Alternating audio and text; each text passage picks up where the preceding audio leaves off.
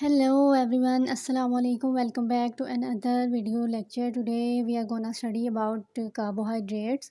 Carbohydrates generally पहले बता दूँ क्या होते हैं. कार्बोहाइड्रेट्स हमारे पास बायोमोलिक्यूल्स हैं, मैक्रोमोलिक्यूल्स हैं. इनके अंदर पॉलीहाइड्रोक्सी ग्रुप्स प्रेजेंट होते हैं. इसके अलावा ये एल्डिहाइडिक भी हो सकते हैं और कीटोनिक ग्रुप्स भी इनमें प्रेजेंट हो सकते हैं.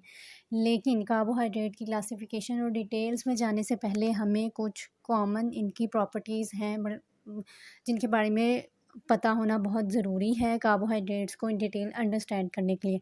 तो आज हम वही प्रॉपर्टीज़ को जनरली डिस्कस करेंगे. वो प्रॉपर्टीज़ कौन कौन सी हैं? Enantiomers, diastereomers, epimers and anomers. ये बड़ी इंपॉर्टेंट प्रॉपर्टीज़ हैं कार्बोहाइड्रेट्स जो शो करते हैं. तो इनको वन बाय वन समझ लेते हैं कि किस तरह से ये प्रॉपर्टीज़ शो करते हैं, किस तरह से ये बनते हैं और इनकी डेफिनेशंस क्या हैं. सबसे पहले आ जाए एनेंशियोमर क्या होते हैं हमारे पास. स्टार्ट करते हैं सिंपल एक एग्जांपल से. मैंने सिंपलेस्ट एक एग्जांपल लिखी है, ठीक है. एक कार्बन है सेंट्रल जो कि 4 डिफरेंट ग्रुप से अटैच है. अगर आप स्ट्रक्चर को गौर करें तो ये ग्लाइसरल्डिहाइड का स्ट्रक्चर है मेरे पास. कोई भी रैंडम मैंने एक मॉलिक्यूल लिख लिया है जो कि कार्बन है सेंट्रल, जो कि चारों डिफरेंट ग्रुप्स के साथ अटैच है. दूसरा काम मैंने क्या किया, इसका मिरर इमेज लिखा है. डॉटेड लाइन के साथ जो दो मॉलिक्यूल सेपरेट होते हैं उसका मतलब है वो मिरर इमेजेस को शो कर रहे हैं. मिरर इमेजेस इजीली लिखने का तरीका क्या होता है कि जो एक मॉलिक्यूल में मेरे पास राइट साइड पे ग्रुप है, मिरर इमेज के ऑपोजिट साइड पे वो कहाँ पे आपको नज़र आ रहा है, लेफ्ट साइड पे नज़र आ रहा है, ठीक है. तो ये सिंपली मिरर इमेजेस हम इस तरह से लिखते हैं. बाकी रिस्पेक्टिव ग्रुप उसके ऑपोजिट उसी तरह से आ जाते हैं. अब ये जो है पहली बात ये हो गई कि ये मिरर इमेज है. दूसरी बात ये कि इसमें कार्बन जो है वो चारों डिफरेंट ग्रुप्स के साथ अटैच है. इस तरह की कार्बन को हम कहते हैं कायरल कार्बन. कायरल कार्बन होना is must for stereo isomerism. Stereo isomerisms क्या होते हैं आपके पास? ये जो डायस्टीरियोमर्स और इनैंशियोमर्स हैं ये टाइप्स हैं, क्लासिफिकेशन में आ जाता है स्टीरियो आइसोमेरिज्म की. स्टीरियो आइसोमेरिज्म्स हमारे पास होते हैं जिनको शो करने के लिए कायरल कार्बन का होना इज़ मस्ट. कायरल कार्बन क्या होती है? वो वाली carbon that is attach to 4 different groups. As carbon can make 4 bonds at a time. इसकी वैलेंसी 4 होती है. तो अगर वो चारों बॉन्ड्स उसने डिफरेंट ग्रुप्स के साथ बनाए हुए हो तो उसको इस तरह के कार्बन को कहते हैं कायरल कार्बन या फिर एसिमेट्रिकल कार्बन. वापस आ जाएँ एनेंशियोमर्स की तरफ. एनेंशियोमर्स होने के लिए हमारे पास कायरल कार्बन होना इज़ मस्ट, ठीक है. ये मैं जनरल कोई एक स्ट्रक्चर लिख लिया, फॉर एग्जांपल कार्बन, वो चारों डिफरेंट हैलोजेंस के साथ डिफरेंट ग्रुप्स के साथ अटैच है. तो ये एग्जांपल जनरली कॉमन एग्जांपल है मेरे पास कायरल कार्बन की. इस तरह से आप इसको अंडरस्टैंड कर सकते हैं, ठीक है. कोई भी कार्बन लिख के सेंटर में चारों डिफरेंट ग्रुप्स लगा दें, डिफरेंट फंक्शनल ग्रुप्स लगा दें तो वो क्या होगी? Chiral carbon. दूसरी बात, अगर मैं ये राइट वाले स्ट्रक्चर को उठा के लेफ़्ट के स्ट्रक्चर के ऊपर रखूँ तो जो OH ग्रुप है वो किसके ऊपर आएगा? H के ऊपर, ठीक है. इसी तरह से इस तरह के ग्रुप्स पेयर्स को कहते हैं नॉन सुपर इम्पोजिबल. जो कि सेम ग्रुप सेम के ऊपर अगर ना आए उसको हम कहते हैं these are non super impossible. Non super impossible के एग्जांपल आपके हाथ भी हैं. लाइक अगर आप अपने राइट हैंड को लेफ़्ट हैंड के ऊपर रखें तो जो आपका थंब है वो थंब के ऊपर नहीं आता है सच उठा के. तो इसका मतलब है कि ये नॉन सुपर इम्पॉसिबल हो गए, ठीक है. अब आ जाए डेफिनेशन की तरफ. एनेंशियोमर्स क्या होता है? जो पीछे सारी डिस्कशन की, पेयर ऑफ मॉलिक्यूल्स होते हैं जो कि मिरर इमेजेस हों एक दूसरे के. और दूसरी इम्पॉर्टेंट बात, नॉन सुपर इम्पोजिबल होना चाहिए इन मिरर इमेजेस को. यानी कि एक इमेज को उठा के उसी तरह से दूसरे के ऊपर आप रखें तो सेम ग्रुप जो है वो कोई एक सेम के ऊपर नहीं आ रहा होगा, उसको कहते हैं non super imposable. Now comes towards the conditions of enantiomer. क्या क्या होने चाहिए? मिरर इमेजेस होने चाहिए. वो मिरर इमेजेस फिर नॉन सुपर इम्पॉसिबल हो एक दूसरे के, ठीक है. Non super impossible, I hope so clear हो गया क्या चीज़ है. और तीसरी इंपॉर्टेंट बात जो मस्ट है फॉर पेयर्स के वो आपस में एनेंशियोमर्स हों, that is required minimum 1 chiral carbon. At least उनमें एक कायरल कार्बन होना ज़रूरी है. एक से ज़्यादा हो सकती हैं, एक से ज़्यादा भी हो सकती हैं, ठीक है. कायरल कार्बन होना is must for pair of molecules to enantiomers to be enantiomers. ठीक हो गया. तो ये हो गया जनरल आपके पास इनेंशियोमर्स की डेफिनेशन. अब इन 3 प्रॉपर्टीज़ को माइंड में रख के आप जनरल कोई भी मॉलिक्यूल लिखें, उसके मिरर इमेजेस ड्रा करें तो वो मिरर इमेज जो है वो ऑब्वियसली नॉन सुपर इम्पोजिबल ही होती हैं मोस्ट केस में. आप इसको प्रैक्टिस कर सकते हैं. प्रैक्टिस से ही आपके पास ये जो आइसोमेरिज्म होता है या स्टीरियो आइसोमेरिज्म्स होता है, इनके लिए प्रैक्टिस मस्ट, ठीक है. अब ले लेते हैं कार्बोहाइड्रेट के एग्जाम्पल के. कार्बोहाइड्रेट किस तरह से एंजाइमर की प्रॉपर्टीज़ शो करती हैं। मोस्ट कॉमन कार्बोहाइड्रेट ग्लूकोज की तरफ आ जाए, जो कि हमारे पास क्या है, मोनोसेकेराइड है। ग्लूकोज का फार्मूला लिखने का ईज़ी तरीका क्या है, जो ओपन चेन होता है, ये मेरे पास 6 कार्बन मॉलिक्यूल्स हैं, सीधे सीधे 6 कार्बन ड्रॉ करें। कार्बन नंबर 3 पे जस्ट जो OH ग्रुप है वो लेफ़्ट साइड पे लगा दें, बाकी सब कार्बन में OH ग्रुप राइट साइड पे सीधा सीधा लिख दें।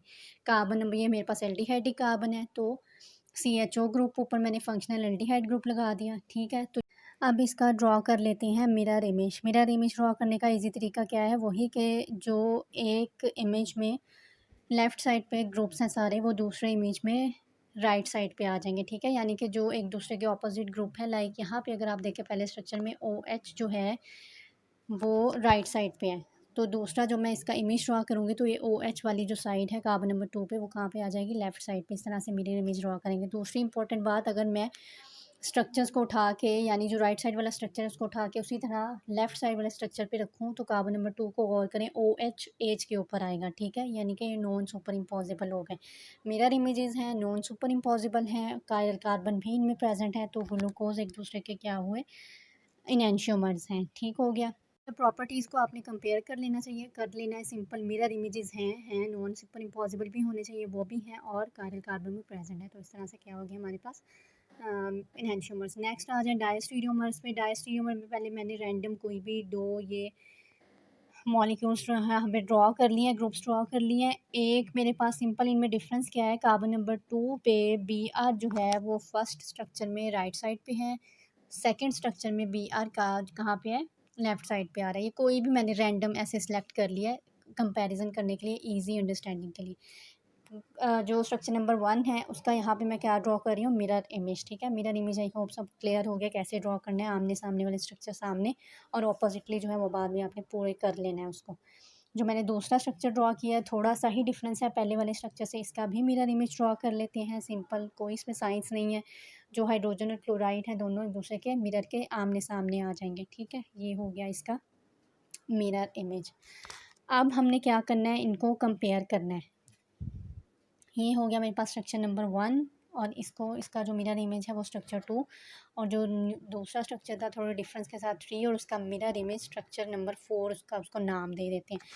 स्ट्रक्चर 2 को उठा के 1 पे रखूँ, क्या है, नॉन सुपर इम्पॉसिबल भी हैं, मिरर इमेजेस भी हैं, कायरल कार्बन भी ऑब्वियसली प्रेजेंट है, तो ये स्ट्रक्चर नंबर 1 और 2 एक दूसरे के क्या हुए, इनैंशियोमर। इसी तरह स्ट्रक्चर नंबर 3 एंड 4 भी एक दूसरे के क्या हुए, इनैंशियोमर। लेकिन अपोजिट जो स्ट्रक्चर है, स्ट्रक्चर नंबर 1 एंड 2 को अगर आप ग्रुप्स को कंपेयर करें, तो ये आपके पास नॉन सुपर इम्पॉसिबल तो हैं ही हैं, यानी कि सेम वन स्ट्रक्चर को उठा के 3 पे रखें आप, तो आपके पास वो नॉन सुपर इम्पॉसिबल है, लेकिन ये नॉन मिरर इमेजेस भी हैं। इसी तरह दूसरे रैंडम स्ट्रक्चर 2 और 4 स्ट्रक्चर्स को आप कंपेयर करें, ये भी एक दूसरे के क्या हैं, नॉन सुपर इम्पॉसिबल तो है ही हैं, साथ में आपके पास क्या है, नॉन मिरर इमेजेस भी हैं। तो इस तरह के स्ट्रक्चर्स को हम कहते हैं डायस्टीरियोमर्स, जो नॉन सुपर इम्पॉसिबल होने के साथ साथ नॉन मिरर इमेजेस भी हों। इनका ड्रॉ करने का तरीका क्या होता है, इसी तरह से आप कोई रैंडम 2 ग्रुप सेलेक्ट कर लें, मॉलिक्यूल्स लिख लें, फॉर एग्जांपल्स देने के लिए उनके मिरर इमेजेस ड्रॉ कर लें, और जो ऑपोजिट स्ट्रक्चर्स हैं उनको कंपेयर कर लें, ऑब्वियसली वो क्या होने हैं, नॉन मिरर इमेजेस ही होने हैं, ठीक है। तो अब आ जाएँ इम्पॉर्टेंट कंडीशंस की तरफ। डायस्टीरियोमर होने के लिए क्या ज़रूरी है, या इसकी डेफिनेशन, ये वो मेरे पास पेयर ऑफ मॉलिक्यूल्स होता है जो कि नॉन सुपर इम्पॉसिबल हैं, और साथ ही साथ नॉन मिरर इमेजेस भी हों एक दूसरे के साथ। डिफरेंस क्या हो गया इनैंशियोमर और डायस्टीरियोमर में, कि इनैंशियोमर होने के लिए मिरर इमेजेस होना इज़ मस्ट, डायस्टीरियोमर होने के लिए नॉन मिरर इमेजेस हैं, ठीक है। अगर वो नॉन मिरर इमेजेस होंगे तो उनको हम कहेंगे दीज आर डायस्टीरियोमर्स, यानी कि रैंडम जो स्ट्रक्चर्स होते हैं वो डायस्टीरियोमर एक दूसरे के हो सकते हैं, ठीक है। अब इसकी कंडीशंस लिख लेते हैं क्लियर करने के लिए, कि इसमें जो हैं नॉन सुपर इम्पॉसिबल हों, नॉन मिरर इमेजेस हों। इसके अलावा जो इम्पॉर्टेंट बात डायस्ट्रियोमर का स्ट्रक्चर ड्रॉ करने में आपको हेल्प आउट करेगी एग्जांपल्स देने में, वो क्या है कि इसमें मिनिमम 2 कायरल कार्बन्स आपने ड्रॉ करनी है, ठीक है। एनांशियोमर की एग्जांपल देने के लिए आपने इस तरह का मॉलिक्यूल अगर ड्रॉ कर लिया जिसमें जस्ट एक कार्बन आपने ड्रॉ की, जो कि कायरल कार्बन है, लेकिन डायस्टीरियोमर की एग्जांपल देने के लिए आपने इस तरह का मॉलिक्यूल ड्रा करना है जिसमें 2 कायरल कार्बन्स आपने शो करनी है, 2 कायरल कार्बन्स उसमें 2 से ज़्यादा भी हो सकती हैं, मिनिमम 2 होनी चाहिए। ठीक हो गया? तो ये इस तरह से आप इसको कंपैरिज़न करके डायस्टीरियोमर की एग्जांपल दे सकते हैं। अच्छा, आगे हम दे जितनी प्रॉपर्टीज़ पढ़नी है कार्बोहाइड्रेट्स की, उनमें यही डायस्टीरियोमर ही यूज़ होने हैं, ठीक है? यही फर्दर प्रॉपर्टीज़ को एक्सप्लेन करने के लिए हम डायस्टीरियोमर्स की ही एग्जांपल लेंगे। ठीक है? कायरल कार्बन को बताने के लिए आप कोई भी एक कार्बन पकड़ लें मॉलिक्यूल की और उसके चारों साइड पे जो ग्रुप्स हैं उनको कंपेयर कर लें, ठीक है? तो उसको हम क्या कहते हैं कि उससे आप इजीली बता सकते हैं कि ये कायरल कार्बन है। कोई भी एक कॉर्नर की कार्बन पकड़ के उसके चारों साइड के ग्रुप्स को कंपेयर करके आप कायरल कार्बन ड्रॉ कर सकते हैं। Next very important property is epimers. Epimers क्या होते हैं? पेयर ऑफ डायस्टीरियोमर्स होते हैं that differ only in the configuration about a single carbon atom. आसान अल्फाज में बता देती हूँ, कोई भी पेयर ऑफ डायस्टीरियोमर्स का ड्रॉ करना है आपने, अगर उनमें डिफरेंस आ रहा है कन्फिग्रेशन का, यानी ग्रुप्स की अरेंजमेंट का, सिर्फ एक कार्बन के अराउंड, बाकी सब कार्बन के around same group same sides पे मतलब अटैच हैं, तो इस तरह के पेयर्स को हम कहते हैं these are epimers. Example draw कर लेते हैं, वही फेमस ग्लूकोज का मॉलिक्यूल है, मेरे सॉरी ये एक ग्लैक्टोज का मॉलिक्यूल ड्रॉ करना है। ग्लैक्टोज क्या होता है आपके पास, स्ट्रक्चर किस तरह से ड्रॉ करते हैं? इसमें कार्बन नंबर 3 और 4 में ओ एच ग्रुप कहाँ पे आ रहे हैं? लेफ्ट साइड पे आ रहे हैं, ठीक है? बाकी सब आपने उसी तरह ऑपोजिट साइड पे हाइड्रोजन एटम, अगर एक साइड पे ओ एच है और दूसरी साइड पे क्या लगाना है? हमेशा हाइड्रोजन एटम। तो ग्लैक्टोज का किस तरह से आप ड्रॉ कर सकते हैं मॉलिक्यूल? कार्बन नंबर 3 और 4 में O H group left side पे, बाकी सब same as in the glucose. इसके ऑपोजिट ड्रॉ करेंगे हम ग्लूकोज का स्ट्रक्चर, ठीक है? D glucose. डी ग्लूकोज क्या है? Most famous type of carbohydrate present in the mammals और ऑर्गेनिज्म में सबसे कॉमन जो कार्बोहाइड्रेट है वो डी ग्लूकोज ही है, ठीक है? तो ये डी ग्लूकोज और डी गैलेक्टोज एक दूसरे के क्या हैं? एपीमर्स इनको कहा जाता है। एपीमर्स इनको क्या कहा जाता है कि अगर आप कार्बन नंबर 3 में दोनों स्ट्रक्चर्स की कंपेयर करें तो उसके अराउंड कन्फिग्रेशन में डिफरेंस है। अच्छा, अब ये नॉन सुपर इम्पॉसिबल भी है, सेकंड स्ट्रक्चर को फर्स्ट के ऊपर उठा के एज सच रखें तो सेम ग्रुप सेम के ऊपर नहीं आ रहा, कार्बन नंबर 4 पे एच ओ एच के ऊपर आएगा, ठीक है? और बाकी सारे कार्बन्स के अराउंड आप चेक कर ले कन्फिग्रेशन, यानी कि arrangement of H and O H same है। कार्बन नंबर 2 पे एच लेफ्ट साइड पे है, carbon number 2 of second structure में भी एच लेफ्ट साइड पे है, ठीक है? लेकिन डिफरेंस जब हम कार्बन नंबर 4 पे पहुंचते हैं तो यहाँ पे जो ओ एच है गैलेक्टोज में वो लेफ्ट साइड पे है और ग्लूकोज में ओ एच राइट साइड पे है। बाकी सारे कार्बन्स के अराउंड कन्फिग्रेशन सेम है। तो कार्बन नंबर जस्ट 4 में कन्फिग्रेशन दोनों स्ट्रक्चर्स को कंपैरिजन में पता चला, कार्बन नंबर 4 के अराउंड कन्फिग्रेशन में डिफरेंस आ रहा है ग्लूकोज और गैलेक्टोज की। तो अब ये जो ग्लूकोज और गैलेक्टोज हैं इनको कहा जाता है C4 epimers of each other. क्यों C4 epimers of each other? क्योंकि जस्ट कार्बन नंबर 4, सिर्फ एक सिंगल कार्बन जो कि कार्बन नंबर 4 है उसके अराउंड कन्फिग्रेशन डिफरेंट है, बाकी सब के अराउंड सेम है, ठीक है? इसी तरह से और बहुत सारे कार्बोहाइड्रेट्स के एग्जांपल्स आप देख सकते हैं to explain epimers, like D mannose है और डी ग्लूकोज, ये दोनों एक दूसरे के C2 एपीमर्स हैं, ठीक है? मैनोज और ग्लूकोज का स्ट्रक्चर जब आप ड्रॉ करेंगे तो आप देखेंगे उसमें जस्ट कार्बन नंबर जो 2 है उसके अराउंड एच और ओ एच की कन्फिग्रेशन डिफरेंस है, दोनों डिफरेंट है, दोनों में सेम नहीं है, बाकी सबके अराउंड सेम है। तो मैनोज और ग्लूकोज क्या हो गए? एक दूसरे के C2 एपीमर्स हो गए। नेक्स्ट आ जाते हैं आपके पास एनोमर्स। एनोमर्स क्या होते हैं? पेयर ऑफ डाइस्टीरियोमर्स ही हैं जो कि डिफ़र कर रहे हैं only in the configuration around carbon number 1। Epimers में कहा गया किसी भी एक सिंगल कार्बन के अराउंड कन्फिग्रेशन डिफरेंट होगी तो वो क्या होंगे? एपीमर्स, ठीक है? लेकिन ये जैसे कि आप देख सकते हैं सिर्फ एक कोई भी एक कार्बन हो सकती है जिसके अराउंड कन्फिग्रेशन अगर डिफरेंट आ रही है तो वो एपीमर्स। एनोमर्स में स्पेसिफाई कर दिया है सिर्फ कार्बन नंबर 1 के अराउंड कन्फिग्रेशन अगर चेंज है तो उसको हम कहेंगे एनोमर्स। और इसीलिए फिर जिस कार्बन के अराउंड जो कि ओबियसली कार्बन नंबर 1 है कन्फिग्रेशन चेंज होगी तो उसको कहते हैं एनोमेरिक कार्बन। तो एनोमेरिक कार्बन का जब भी जिक्र होगा तो आपके माइंड में फ़ौरन आ जाना चाहिए कार्बन नंबर 1 की बात हो रही है यहाँ पे, ठीक है? इसकी एग्ज़ाम्पल ले लेते हैं। अगेन डी ग्लूकोज़ का मैंने स्ट्रक्चर ड्रॉ किया है। अच्छा, ग्लूकोज़ जो है वो डिफरेंट स्ट्रक्चर्स के फॉर्म में एग्ज़िस्ट कर सकता है, या इसका ओपन चेन स्ट्रक्चर है। इसके अलावा ये रिंग फॉर्म में भी एग्ज़िस्ट करता है। वो किस तरह से होता है हमारे पास कि हमें पता है कि अगर हमारे पास एल्डिहाइडिक ग्रुप प्रेज़ेंट हो और उसके विसिनिटी में कहीं अल्कोहलिक ग्रुप प्रेज़ेंट हो, तो एल्डिहाइड और अल्कोहल दोनों आपस में रिएक्शन करके हेमी एसीटोल बना देते हैं। ये आप एल्डिहाइड और कीटोन्स वाला चैप्टर जो था उसको थोड़ा माइंड में लाएँ, वहाँ हमने पढ़ा था हेमी एसीटोल फॉर्मेशन। हेमी एसीटोल किसके दरमियान बनता है? हमेशा एल्डिहाइड और अल्कोहल ग्रुप्स के दरमियान, ठीक है? ये इस तरह से रिएक्शन हो जाता है। और ये कब होता है? अगर ग्लूकोज़ को आप पानी में मिक्स कर देंगे तो वाटर में आपका जो ग्लूकोज़ है वो हेमी एसीटोल की फॉर्म में एग्ज़िस्ट करता है, ठीक है? हमेशा। तो ये इस तरह का रिएक्शन होता है। कार्बन नंबर 5 जो है वो कार्बन नंबर 1 यानी कि एल्डिहाइड ग्रुप के साथ रिएक्शन शो कर देती है। इंट्रामॉलिक्यूलर रिएक्शन इसको कहते हैं। एक ही मॉलिक्यूल के अंदर जो है वो रिएक्शन होता है आपस में डिफरेंट कॉर्नर्स के दरमियान, और हमारे पास हेमी एसीटोल बन जाता है। तो अब ये जो अब हेमी एसीटोल बनना है, अब इसकी 2 तरह से मैं इसका स्ट्रक्चर ड्रॉ कर सकती हूँ। एक मैं ये जो ड्रॉ कर रही हूँ जिसमें OH कार्बन नंबर 1 पे मैंने कहाँ लगाया हुआ है? लेफ्ट साइड पे लगाया हुआ है, ठीक है? कार्बन नंबर 1 और कार्बन नंबर 5 आपस में रिएक्शन करके हेमी एसीटोल रिंग बना देंगी, यानी कि ऑक्सीजन को शेयर करेंगी। ये हेमी एसीटोल फॉर्मेशन है जो किस तरह से बनता है, इसको आप गो थ्रू कर सकते हैं जिनको नहीं आइडिया हेमी एसीटोल किस तरह से बनना है। हमेशा एल्डिहाइड और अल्कोहल के दरमियान रिएक्शन से ये ऑक्सीजन शेयर होगी, जिन 2 कार्बन ने आपस में रिएक्शन किया उनके दरमियान।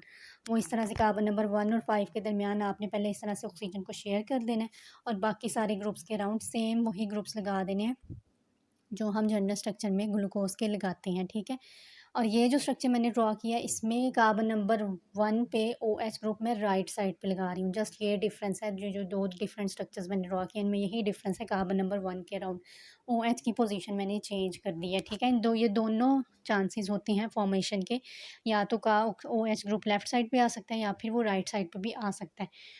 अब अगर कार्बन नंबर 1 के अराउंड OH ग्रुप हेमी एसीटोल बनने के बाद लेफ्ट साइड पे है, उसको कहते हैं beta D glucose. Same hemiacetal बना है लेकिन कार्बन नंबर 1 के अराउंड OH ग्रुप कहाँ पे आ रहा है मेरे पास? राइट साइड पे आ रहा है, उसको कहते हैं अल्फा डी ग्लूकोज, ठीक है? अल्फ़ा और बीटा फॉर्म्स बनती हैं हेमी एसीटोल फॉर्मेशन के बाद, अल्कोहल और एल्डिहाइड ग्रुप के दरमियान रिएक्शन होने के बाद। और ये जो दोनों फॉर्म्स हैं इनकी बाकी सारी कार्बन्स को आप कंपेयर कर लें, सेम कन्फिग्रेशन आएगी। OH H और OH की पोजीशन सेम आएगी एक्सेप्ट कार्बन नंबर 1, ठीक है? अल्फ़ा और बीटा में जस्ट कार्बन नंबर 1 में कन्फिग्रेशन में डिफरेंस है, ठीक हो गया? तो इसके अलावा ये नॉन सुपर इम्पॉसिबल भी हैं, नॉन मिरर इमेजेस भी हैं। अगर आप इनको गौर करें मिरर इमेजेस की फॉर्म में, तो ये डायस्टीरियोमर्स हैं जिनमें जस्ट कार्बन नंबर 1 की कॉन्फ़िगरेशन में डिफरेंस है। तो इसी वजह से हम इनको क्या कहते हैं? These are anomers of each other. So that's all for today's lecture. Practice is must. Do subscribe for more. Bye bye.